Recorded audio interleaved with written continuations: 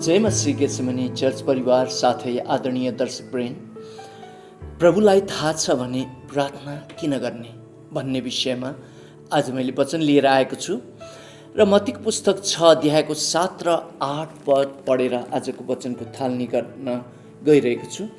प्रभु येशूले यस खण्डमा यसो भन्नुभयो, प्रार्थना गर्दा अन्य जातिहरू जस्ता व्यर्थैमा नबरबराओ, किनभने धेरै शब्दमा बोल्दा तिनीहरूको सुनाइ हुन्छ भन्ने तिनीहरू विचार गर्दछन्। यसकारण तिनीहरू जस्ता नहो, किनभने तिमीहरूले उहाँसँग माग्नभन्दा अघिबाटै तिमीहरूलाई कुन कुन कुराहरूको खाँचो छ सो तिमीहरूका पिता जान्नुहुन्छ। प्रिय दाजुभाइ दिदीबहिनीहरू, यस खण्डमा प्रभु येशूले तपाईँलाई के खाँचो छ त्यो कुरा उहाँलाई थाहा छ भनेर चाहिँ स्पष्ट गर्नुभएको छ। तर पनि उहाँले माग्नु चाहिँ माग्नु, तर धेरै शब्दहरूमा भनिराख्नु पर्दैन भन्ने प्रकारले यहाँ भन्नुभयो। र उहाँलाई के कुरा तपाईँलाई खाँचो छ भन्ने कुरा थाहा छ, तर पनि माग्नु चाहिँ माग्नु भनेर भन्नुभएको अर्थ के होला भन्ने हामीलाई लाग्दछ। यो बाल सङ्गतिका बच्चाहरूले पनि समय समयमा प्रश्न गर्दछन्। युवा सङ्गतिबाट पनि यस्तै प्रश्नहरू आउँदछ भने दिदीबहिनीहरूलाई पनि दिदीबहिनी सङ्गतिबाट यो प्रकारको प्रश्न गर्नुभएको सुनिन्छ। साथै दाजुभाइ सङ्गति साथै पूर्ण मण्डली परिवारमै धेरैलाई यो प्रकारको प्रश्न हृदयमा छ। प्रभुले हाम्रो आवश्यकता उहाँ जान्नुहुन्छ भने हामीले किन प्रार्थना गर्नुपर्ने भन्ने हामी हरेकलाई लागेको हुन सक्दछ। यसको उत्तर आज म यो वचनबाट दिन गइरहेको छु र एउटा दृष्टान्तमा हामीले सुरु गरौँ। एकजना छोरी घरबाट बिहा गरेर अर्को घरमा गइछिन्। त्यो छोरीलाई निलो रङको कुर्ता सुरुवाल लगाउन मन पर्दो रहेछ, सेतो स्यान्डल लगाउन मन पर्दो रहेछ, साथै रातो ब्याग भिर्न मन पर्दो रहेछ। यो माइतीको आमा बुवालाई थाहा रहेछ। तर बिहा गरेर गएको घर परिवारले त्यो प्रकारका कुरा तिनलाई दिएको उहाँहरूले देख्नु भएन रहेछ। र यहाँ माइती परिवारको घरको आमा बुवालाई छोरीको आवश्यकता के हो भन्ने कुराहरूलाई थाहा छ, तर पनि उहाँहरू आएर दिइहाल्न मिल्दैन। किनकि उहाँहरूले त्यसरी आएर दिनुभयो भने बिहा गरेर गएको घर परिवारबाट हाम्रो फलानाले बुहारी बिगारिदिनु भयो भनेर चाहिँ यो प्रकारको भनाइहरू आउँदछ। भने जस्तै सृष्टिकर्ता परमेश्वरलाई पनि हाम्रो जिजुबुवा आदम र जिजुमुवा हव्वाले यही प्रकारको बन्धनमा पार्न भएको देखिन्दछ। प्रिय दाजुभाइ दिदीबहिनीहरू, अदनको बगैँचामा आदम र हव्वा जो हाम्रो जिजुबुवा र जिजुमुवा हुनुहुन्छ, उहाँहरूले परमेश्वरतिर उहाँहरूले भोट हाल्नु पर्नेमा उहाँहरूले चाहिँ दुष्ट आत्माप्रति भोट हालिदिनु भयो र उहाँहरूको अधिकार चाहिँ उहाँहरूले दुष्ट आत्मातर्फ बिक्री गरिदिनु भयो। र त्यो समयदेखि उहाँहरू दुष्ट आत्माको अधिकारको घेराभित्र पसेर भित्रबाट उहाँहरूले चुकुल लगाइदिनु भयो र उहाँहरूले त्यस प्रकारले अधिकार दुष्ट आत्मातर्फ बिक्री गर्नुको कारण चाहिँ हामी पछि जन्मिएका सबै नै सरसन्तानहरू पनि दुष्ट आत्माको हक अधिकारमा हामी फस्यौँ। र जब जिजु आदम र जिजुमुवा हव्वाका सरसन्तानहरू तपाईँ हामीले साँचो सृष्टिकर्ता परमेश्वर हामीलाई आमाको गर्भमा सृष्टि गर्नुहुने परमेश्वरलाई चिनेपछि हामी येशू मसीहमा विश्वास गरेर साँचो परमेश्वरमा हामी फर्क्यौँ। यद्यपि दुष्ट आत्माले चाहिँ हामीलाई अझै पनि उसले शिकारकै रूपमा हेर्दछ। दुष्ट आत्माले चाहिँ अझै पनि तपाईँ र मलाई, तपाईँ र मेरो प्राण खानको लागि उसले तपाईँ र मेरो जीवनमा उसले दाबी गरिराखेको देखिन्दछ। उदाहरणको लागि अयुबको पुस्तक 1 अध्यायलाई तपाईँले अध्ययन गर्नुहोस्। परमप्रभु परमेश्वर भएकोमा यो दुष्ट आत्मा पुग्यो भनेर त्यहाँ लेखिएको छ। र परमप्रभु परमेश्वरले भन्नुभयो कि अयुब चाहिँ मेरो छोरा हो, यो जतिको धर्मी व्यक्ति अरू कोही छैन धरतीमा भनेर चाहिँ उहाँले यसरी प्रशंसा गर्न सुरु गर्नु भएपछि दुष्ट आत्माले परमप्रभु परमेश्वरको कुरा काट्दै यसो भन्यो, तपाईँले यसको वरिपरि सुरक्षाको घेरा लगाइदिनु भएको छ र न यसले तपाईँलाई चाहिँ मानेको हो। यसको सुरक्षाको घेरा अलिकति छोडिदिनुहोस् त, यसले तपाईँलाई तपाईँकै अगाडि श्राप छ कि श्राप्दैन भनेर चाहिँ दुष्ट आत्माले परमप्रभु परमेश्वरलाई अयुबको विषयमा भनेपछि परमप्रभु परमेश्वर र दुष्ट आत्माको बिचमा चाहिँ अयुबको विषय लिएर त्यहाँ एउटा बाजी पर्दछ। र परमप्रभु परमेश्वरले दुष्ट आत्मालाई भन्नुहुन्छ, लु ठिकै छ, यसको सुरक्षाको घेरा मैले निकालिदिएँ केही समयको लागि, तर यसको शरीरलाई चाहिँ तैँले छुन पाउने सक्ने छैनस् भनेर चाहिँ उहाँले त्यसरी सुरक्षाको घेरा केही समय छोडिदिनु भएपछि त दुष्ट आत्माले अयुबका 10जना छोराछोरीहरू एकै दिनमा एकै च्यानमा खतम पारिहाल्छ, मारिहाल्दछ र अयुबको सारा सम्पत्तिहरू यसले खतम पारिहाल्दछ। र त्यसपछि परमप्रभु परमेश्वरले दुष्ट आत्मालाई अयुबको पुस्तक 2 अध्यायको 3 पदमा भन्नुहुन्छ, तैँले मलाई उक्साइस र यस्तो राम्रो व्यक्तिलाई मैले दुःख दिन पर्यो भनेर चाहिँ यसरी भन्नु हुँदाखेरि दुष्ट आत्माले फेरि परमप्रभु परमेश्वरलाई बाजी गर्दै भन्छ, यसको शरीर छुन दिनुहोस् न। शरीर नछुइकन बाहिरकै कुराहरू मर्दाखेरि, बाहिरकै धन सम्पत्ति खतम हुँदाखेरि तपाईँलाई यसले त्यागेन, ऊ विश्वासमा ढलफल भएन, तर एकपटक यसको शरीर छुन दिनुहोस् त, यसले तपाईँलाई त्याग्छ कि त्याग्दैन भनेपछि फेरि दोस्रो बाजीमा परमप्रभु परमेश्वरले दुष्ट आत्मालाई भन्नुहुन्छ, ठिक छ, त्यसो भए यसको शरीर पनि छु, तर मार्न चाहिँ पाउँदैनस् भनेर चाहिँ भन्नुभएपछि अयुबको खुट्टादेखि शिरसम्म नै त्यहाँ खटिराहरू आउँदछ र अयुबको अवस्था दुष्ट आत्माले एकदमै बर्बादै पारिदिँदछ। र त्यो अवस्थामा अयुबको श्रीमतीले चाहिँ अयुबलाई भन्नुहुन्छ कि अब त परमेश्वरलाई श्रापेर मर्नुहोस्, किन परमेश्वर परमेश्वर यानि प्रभु प्रभु भन्नुहुन्छ भनेर चाहिँ अयुबको श्रीमतीले अयुबलाई भन्दै गर्नुभएको हामी त्यहाँ देख्दछौँ। र अयुबको पुस्तक 2 अध्यायमा अयुबको श्रीमती चाहिँ ब्याकस्लाइड हुँदछिन्। र प्रिय दाजुभाइ दिदीबहिनीहरू, यहाँ हामी देख्दछौँ दुष्ट आत्माले परमप्रभु परमेश्वरलाई आफूले नै सृष्टि गरेका मानिसहरूलाई जबरजस्त उहाँमा ल्याउनुहुन्छ कि भनेर यसरी समय समयमा दोष लगाइरहेको हामी देख्दछौँ। र यही पनि कारण हुन सक्दछ कि परमेश्वरले यी मानिसहरूले मलाई आफै नै छानेका हुन् भनेर चाहिँ यो पुष्टि गर्नको लागि पनि उहाँ धर्मी परमेश्वरले, उहाँ संसारको नै न्यायिक परमेश्वरले यो देखाउनको लागि पनि उहाँले मानिसहरूको आवश्यकता के छ भन्ने कुरा थाहा पाइ पनि मानिसले नै मागोस् भन्ने उहाँले चाहनुभएको हुन सक्दछ। र यो कुराहरू भन्दै गर्दाखेरि मलाई एउटा पारिवारिक घटनाको याद आयो। मेरो जेठा छोरा अभिषेक सानो हुँदाखेरि, यो करिब 4-5 वर्षको थियो होला, यसले एउटा के कुराहरू माग्यो मलाई। माग्दाखेरि मैले त्यो तुरुन्तै दिइनँ, यो रिसाएर हिँड्यो। हामी एउटा बिल्डिङको माथिल्लो तलामा बस्दथ्यौँ र तल्लो तलाको लामो कोठामा चाहिँ त्यहाँ चर्च थियो।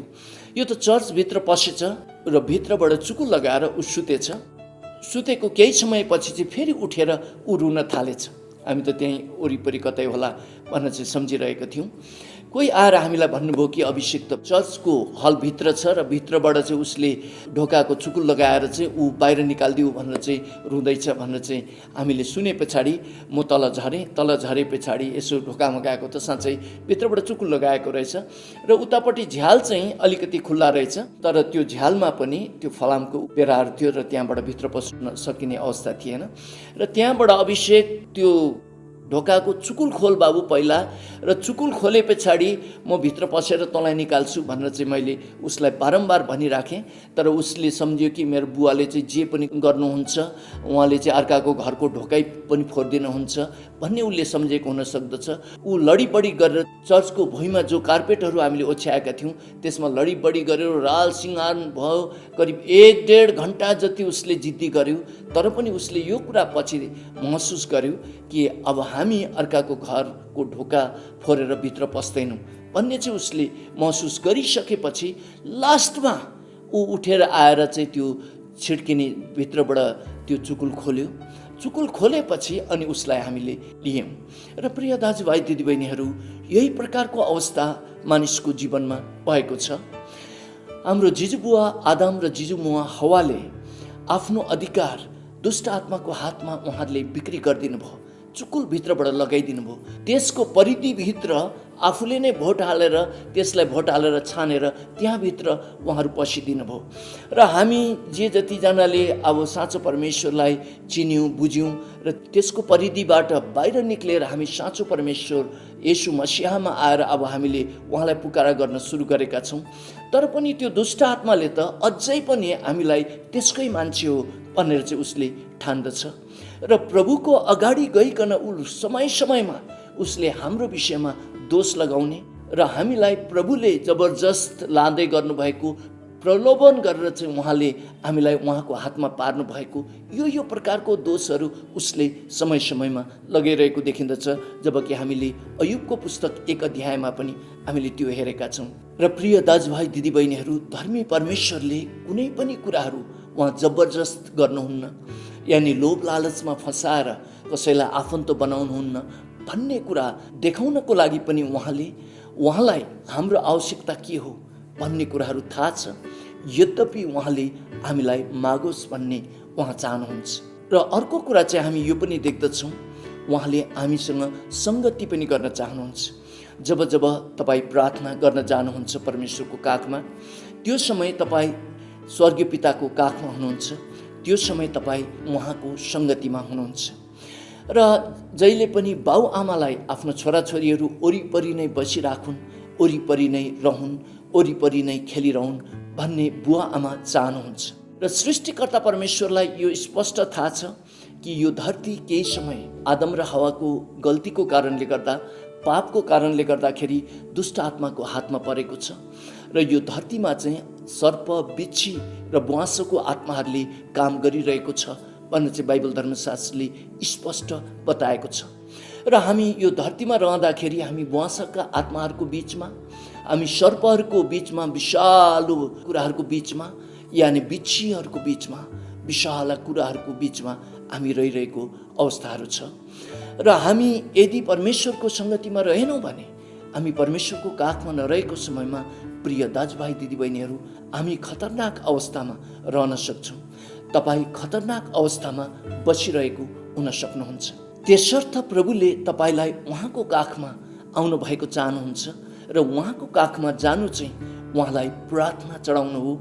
यानि जब तपाईँ प्रार्थना चढाउनुहुन्छ, तपाईँ उहाँको काखमा जानुहुन्छ।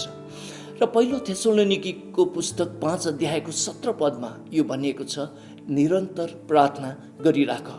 यसको अर्थ लगातार प्रार्थना गरिराख भनेर चाहिँ भनिएको। यसको अर्थ यो पनि भनिएको कि तपाईँ लगातार उहाँको काखमा गइराख्नुहोस् र लगातार उहाँसँग तपाईँ भइ नै राख्नुहोस् भन्ने उहाँ चाहनुहुन्छ। र जब तपाईँ उहाँको काखमा हुनुहुन्छ, तपाईँ सुरक्षाको घेराभित्र पनि हुनुहुन्छ। जब आमा बुवाको छेउछाउमा बालबच्चाहरू हुँदछन्, उनीहरू पूर्ण रूपमा सुरक्षित पनि हुँदछन् प्रिय दाजुभाइ दिदीबहिनीहरू। र स्वर्गीय पिताले तपाईँ सुरक्षित रहनुहोस् भन्ने उहाँ चाहनुहुन्छ। अयुबको पुस्तक 2 अध्यायको 3 पदको ख खण्डमा परमेश्वर पिताले दुष्ट आत्मालाई भन्नुभएको थियो कि यति घटना घटिसक्दा पनि अयुबको निष्ठा चाहिँ ढलफल भएन, यानि विश्वास ढलफल भएको छैन भनेर चाहिँ उहाँले स्पष्ट बताइराख्नु भएको थियो।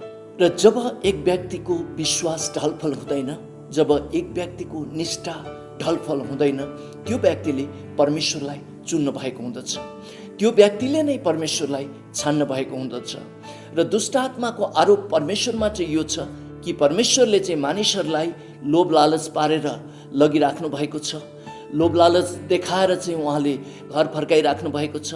लोभ लालच देखाएर यानि कर्म पारेर चाहिँ उहाँले मानिसहरूलाई घर फर्काइराखेको छ भनेर चाहिँ अयुबको पुस्तक 1 अध्यायमा 2 अध्यायमा दुष्ट आत्माले परमप्रभु परमेश्वरलाई दोष लगाएको देखिँदछ। र प्रकाशको पुस्तकलाई अध्ययन गर्नुभयो भने पनि पवित्र बाइबलमा दुष्ट आत्मालाई चाहिँ दोष लगाउने आत्मा भनेर चाहिँ त्यहाँ भनिएको छ। र प्रभु येशूले, उहाँका छोराछोरीहरूले हाम्रो इच्छाले नै हामीले प्रभु येशूलाई विश्वास गरेका हौँ। हामी इच्छाले नै हामी उहाँका छोराछोरी भएका हौँ र हाम्रो इच्छाले नै हाम्रो आवश्यकताको परिपूर्ति हाम्रो स्वर्गीय पितालाई हामीले मागेका हौँ भनेर प्रदर्शन पनि गरोस् भनेर पनि उहाँको चाहना हुन सक्दछ। त्यसर्थ हाम्रो आवश्यकता उहाँले जानी बुझिकन पनि उहाँ आफ्नो सिद्धान्तमा अडिग रहनु भएको कारणले गर्दा उहाँले सिधै नदिनु भएर हामीले मागोस् भन्ने उहाँ चाहनुहुन्छ। त्यसर्थ प्रभु येशूले मत्तीको पुस्तक 7 अध्यायको 7 पदमा माग, खोज, गजगचाओ भनेर चाहिँ उहाँले हामीलाई प्रार्थना गर्नको लागि प्रेरणा दिनुभयो। र प्रभु येशू धरतीमा हुनुहुँदाखेरि स्वर्गीय पितासँग उहाँले प्रार्थना गरेर पनि बिताउनु भयो र उहाँले गरे जस्तै हामीले गर्नुपर्छ भनेर त्यो उदाहरण पनि उहाँले छोड्नुभयो। र यति भन्दै म टेक दाहाल आजको वचनबाट बिदा हुन्छु। जय मसीह।